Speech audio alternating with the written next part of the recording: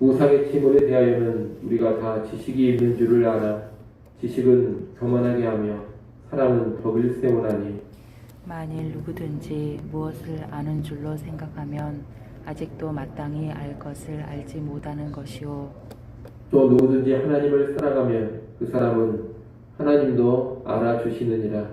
그러므로 우상의 제물을 먹는 일에 대하여는 우리가 우상은 세상에 아무것도 아니며 또한 하나님은 한 분밖에 없는 줄 아노라. 비록 하늘에나 땅에나 신이라 불리는 자가 있어 많은 신과 많은 주가 있으나 그러나 우리에게는 한 하나님 곧 아버지가 계시니 만물이 그에게서 났고 우리도 그를 위하여 있고 또한 한 주 예수 그리스도께서 계시니 만물이 그로 말미암고 우리도 그로 말미암아 있느니라. 그러나 이 지식은 모든 사람에게 있는 것은 아니므로 어떤 이들은 지금까지 우상에 대한 습관이 있어 우상의 제물로 알고 먹는 거로 그들의 양심이 약하여지고 더러워지느니라.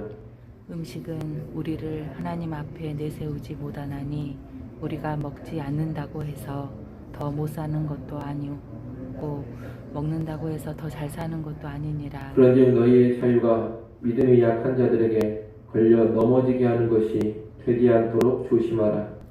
지식이 있는 내가 우상의 집에 앉아 먹는 것을 누구든지 보면 그 믿음이 약한 자들의 양심이 담력을 얻어 우상의 제물을 먹게 되지 않겠느냐. 그러면 내 지식으로 그 믿음이 약한 자가 멸망하나니 그는 그리스도께서 위하여 죽으신 형제라. 이같이 너희가 형제에게 죄를 지어 그 약한 양심을 상하게 하는 것이 곧 그리스도에게 죄를 짓는 것이니라. 같이 봅니다.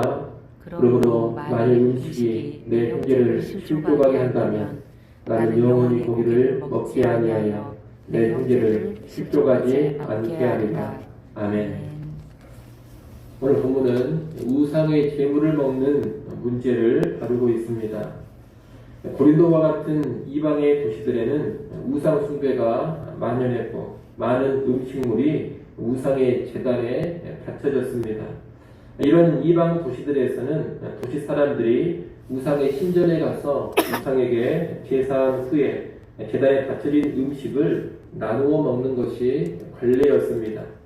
고린도 역시 그런 관례가 있었고 이 우상에게 바쳐진 제물을 먹는 일이 교회 안에서 문제가 된 것입니다. 고린도 교회 안에 지식이 있는 성도들은 우상의 제물을 먹는 것은 아무런 문제가 없다고 생각했습니다. 우상을 숭배한다면 그것은 문제가 되겠지만 우상을 숭배하지 않고 단지 우상에게 바쳐진 제물을 먹는 것은 아무 문제가 없다고 생각을 했던 겁니다. 그런 가운데 우상의 신전에서 우상의 제물을 먹는 일을 거리낌 없이 행했습니다. 우리나라 문화에 빗대어 보자면 이런 것입니다. 우리나라도 조상에게 제사를 드리는 그런 문화가 있지 않습니까? 제삿날에 대해서 제사를 드리는데 나는 예수를 믿기 때문에 그 제사하는 일에는 참여하지 않습니다. 그런데 다른 사람들이 제사에 참여하고 나서 제사 음식을 먹는데 그 자리에는 함께하면서 제사 음식을 먹는 겁니다. 이 행위를 어떻게 봐야 하느냐 이것입니다. 고린도 교회 안에 지식이 있는 사람들은 그런 행위는 아무런 문제가 되지 않는다고 주장했습니다. 그래서 그들은 우상의 신전에 가서 우상에게 바쳐진 음식을 거리낌 없이 먹었습니다. 바울은 이 지식 있는 자들의 주장에 일단 동의합니다. 본문 4절로 6절을 보면 바울은 뭐라고 하느냐. 우상은 아무것도 아니며 참된 신은 하나님 한 분뿐이요 유일한 주도 예수 그리스도 한 분뿐이라고 말합니다.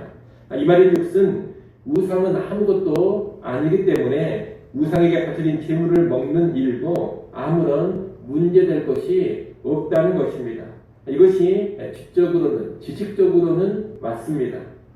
우상을 숭배한다면 이 숭배하는 것은 커다란 문제가 됩니다. 하지만 우상을 숭배하는 것이 아니라 그저 우상의 제단에 바쳐진 음식을 먹는 일, 제사 음식을 먹는 일은 그 자체로 아무런 문제될 것이 없습니다. 그런데 바울은 그것이 전부가 아님을 말합니다. 오늘 보면 1절 하반절에 보면 지식은 교만하게 하며 사랑은 덕을 세운다고 합니다. 또 2절에서는 만일 누구든지 무엇을 아는 줄로 생각하면 아직도 마땅히 알 것을 알지 못하는 것이라고 합니다. 바울은 지금 지식의 위험성을 경고하고 있습니다. 옳은 지식이라 하더라도 그 지식이 사람을 교만하게 만들 수가 있습니다. 또 교만해지면 뭔가 아는 것 같지만 마땅히 알아야 할 것을 알지 못하게 된다는 겁니다. 그러면서 바울은 뭘 말하느냐? 사랑을 말합니다. 지식이 교만해지지 않는 비결이 어디에 있느냐? 사랑에 있기 때문입니다. 3절도 보면 또 누구든지 하나님을 사랑하면 그 사람은 하나님도 알아주시느니라 이렇게 말합니다. 지식이 있는 사람을 하나님이 알아주시는 것이 아니라 사랑이 있는 사람을 하나님이 알아주신다는 겁니다. 이 고린도 교회 안에 지식이 있는 사람들은 우상에 대한 지식을 앞세우면서 거리낌 없이 우상의 제물을 먹었습니다. 지식적으로는 틀리지 않습니다. 지식적으로는 옳습니다. 지적인 측면에서만 본다면 그 행위가 아무런 문제가 없다는 겁니다. 그러나 이들에게 결핍된 것이 있었는데 그것이 바로 사랑입니다. 바울은 7절에서 우상에 대한 바르고 정확한 지식은 모든 사람에게 있는 것이 아니라고 합니다. 이 말은 고린도 교회 안에 미숙하고 믿음이 연약한 성도들을 염두에 두는 말입니다. 고린도 교회 안의 일부 성도들은 예수님을 믿기는 하지만 아직 온전한 지식을 구비하지 못했습니다. 그들은 예수님을 믿기 전에 생겼던 우상들을 여전히 신적인 존재로 여겼습니다. 그리고 우상에게 바쳐진 제물도 신적 존재에게 바쳐진 특별한 음식으로 여겼습니다. 그래서 미숙한 성도들은 지식이 있는 사람들처럼 우상에게 바쳐진 그 음식을 편하게 먹지를 못했습니다. 우상의 제물을 먹으면 왠지 마음이 불편하고 거부감 것입니다. 예수 믿는 내가 이런 음식을 먹는 것이 타당한가? 내가 안 먹어야 하는 것 아닌가? 이런 생각이 가득해서 양심이 찔리고 손상을 입었습니다. 죄책감으로 힘들어했습니다. 바울은 이를 가리켜 7절 하반절에서 그들의 양심이 약하고 더러워지느니라 이렇게 말합니다. 그러면 이 연약한 자들이 우상의 제물을 아예 먹지 않으면 될 것 아니냐 이런 생각을 할 수가 있겠습니다. 맞습니다. 이 연약한 자들이 우상의 제물을 안 먹으면 아무런 갈등도 아무런 마음의 어려움도 없을 겁니다. 그런데 고린도 교회 안에 지식이 있는 사람들, 소위 뭔가 안다는 사람들, 좀 성소개한 것으로 보이고 똑똑해 보이는 그런 사람들이 우상의 제물을 거리낌 없이 먹고 있었습니다. 그러다 보니 이 미숙하고 연약한 신자들도 그 분위기를 따라서 우상의 제물을 먹게 된 겁니다. 그렇게 지식 있다는 사람들을 따라 우상의 제물을 먹게 됐는데 그 제물을 먹으면서도 여전히 마음이 불편하고 힘들었다는 겁니다. 우상에 대한 옛 관념이 남아있고 아직 지식도 온전치 않아서 그런 것입니다. 한마디로 주변에 지식 있다는 사람들이 우상의 제물을 먹고 있으니 연약한 자들이 눈치를 보면서 따라하긴 하지만 그들의 마음이 괴롭고 불편한 그런 상황이었다는 겁니다. 바울은 이런 상황을 뭐라고 진단하느냐? 여러분 9절 말씀을 한번 읽어보십시오. 9절 말씀 읽습니다. 그런즉 너희의 자유가 믿음이 약한 자들에게 걸려 넘어지게 하는 것이 되지 않도록 조심하라. 아멘. 바울은 너희의 자유가 믿음이 약한 자들에게 걸려 넘어지게 하는 것이 되고 있다. 그렇게 말합니다. 지식이 있고 믿음이 강하기에 아주 편한 마음으로 우상의 제물을 먹는 그 자유가 미숙하고 믿음이 약한 자들을 쓰러뜨리는 걸림돌이 되고 있다는 겁니다. 그래서 그런 행위를 조심하라고 지금 말하는 겁니다. 우상의 제물을 자유롭게 먹는 자유가 미숙하고 믿음이 약한 자들을 쓰러뜨린다면 그것이 연약한 형제를 실족시키는 죄가 되고 그 연약한 형제를 위해 죽어주신 그리스도께도 죄를 짓는 일이 된다고 바울은 분명히 말합니다. 한마디로 지식이 있다고 해서 마음껏 자유를 행사한다면 그것이 연약한 형제를 실족시키는 일이 되고 지식적으로 문제가 없다 하더라도 결국 죄가 된다는 겁니다. 그래서 바울은 13절을 말합니다. 13절 말씀 우리 같이 한번 읽어보겠습니다. 함께 읽습니다. 그러므로 만일 음식이 내 형제를 실족하게 한다면 나는 영원히 고기를 먹지 아니하여 내 형제를 실족하지 않게 하리라. 아멘. 만일 음식이 형제를 실족하게 한다면 나는 영원히 고기를 먹지 아니하여 내 형제를 실족시키지 않도록 하겠다. 바울은 이런 말을 하고 있습니다. 사실 고기를 먹는 것은 아무런 문제될 것이 없고 얼마든지 고기를 먹을 자유가 있습니다.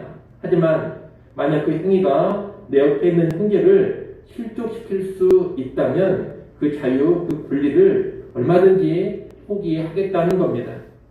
이처럼 바울의 말은 형제 사랑이 우선임을 가르치고 있습니다.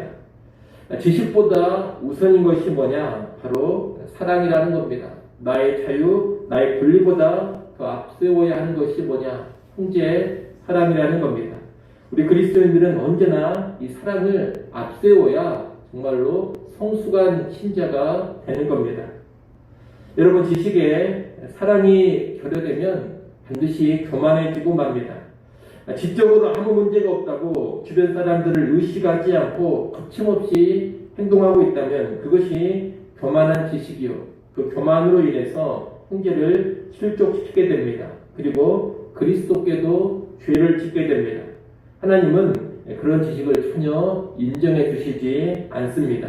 당사자는 내가 하는 행동이 논리적으로 뭐가 문제가 되느냐, 지적으로 뭐가 잘못됐느냐, 성경적으로 뭐가 죄라고 할 수 있느냐 이렇게 따질지 모르겠지만 하나님은 그 사람에게 뭐라고 말씀하시느냐, 너는 사랑이 없는 것이 문제요, 사랑이 없기에 죄를 짓고 있는 것이다, 그렇게 말씀을 하신다는 겁니다.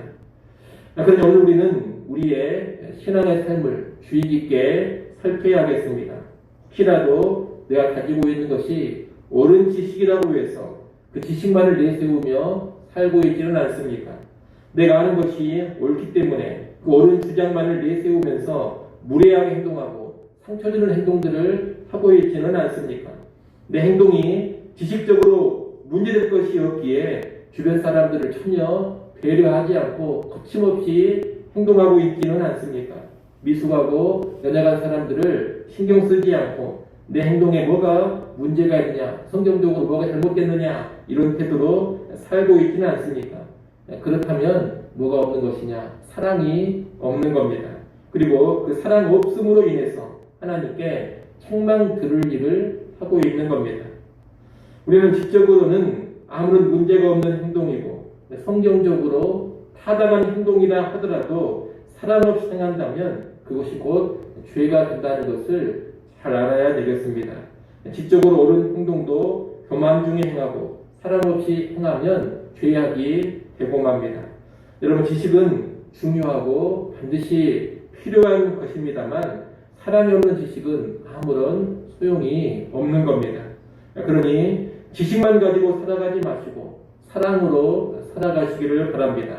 사랑을 위해서라면, 특히 연약한 자들을 섬기기 위해서라면 마땅히 할 수 있는 내 권리도 내려놓고 마땅히 누릴 수 있는 내 자유도 포기할 줄 아시기 바랍니다. 아무쪼록 우리 모두는 지식이 아닌 사랑을 앞세우고 살아서 하나님이 인정해 주시고 하나님이 귀히 보시는 그런 성도들 될 수 있기를 간절히 소원합니다. 기도하겠습니다.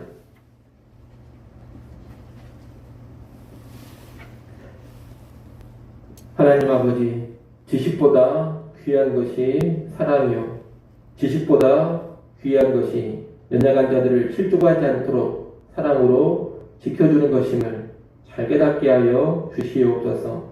옳은 일이라고 해서 함부로 행하지 않게 하시고 문제없는 행동이라 해서 멋대로 움직이지 않게 하시고 사랑으로 행하며 사랑으로 움직이게 하여 주시옵소서. 늘 덕을 세우는 삶에 더 집중하게 하시고 지식을 앞세우지 아니하고 사랑을 앞세우며 살게 하여 주시옵소서.